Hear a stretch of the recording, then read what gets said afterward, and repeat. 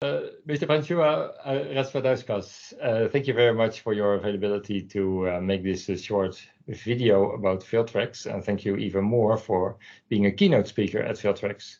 You're going to talk about the EV Readiness Index, and that's a very interesting subject, I believe.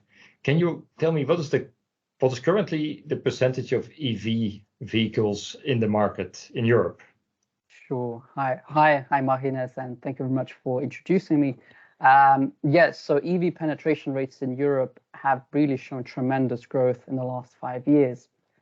According to Euromonitor research, in 2021, plug-in electric vehicles, and that's mainly composed of battery and plug-in hybrid electric vehicles, so they made up 20% of total new passenger car registrations in Western Europe. And so this has actually risen from just a mere 1.3% in 2016.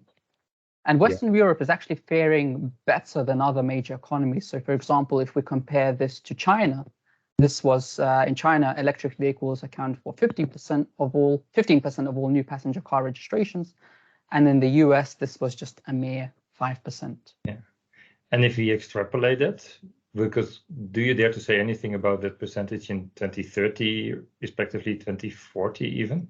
Sure. Euromonitor research, we have forecast to 2030 to 2040, and by 2030 we project that 71% of all new passenger car registrations in Western Europe will be electric, and this will rise to 93% by 2040. Sustainability pressures will really drive this trend as governments they seek to ramp up efforts to curb carbon emissions by transitioning away from fossil fuel powered vehicles.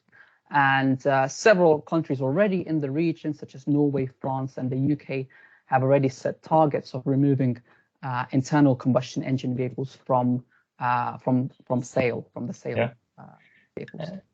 Thanks for that info. Pretty accurate numbers, actually. Time will tell. But what in your view would be the main hurdles to realize that ramp up?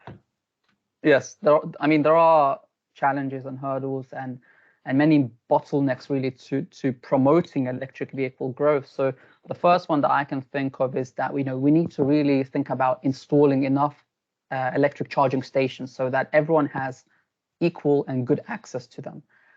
Secondly, we need to think about how to continue reducing the cost of EVs, because many people are actually hesitant about buying EVs due to the high cost.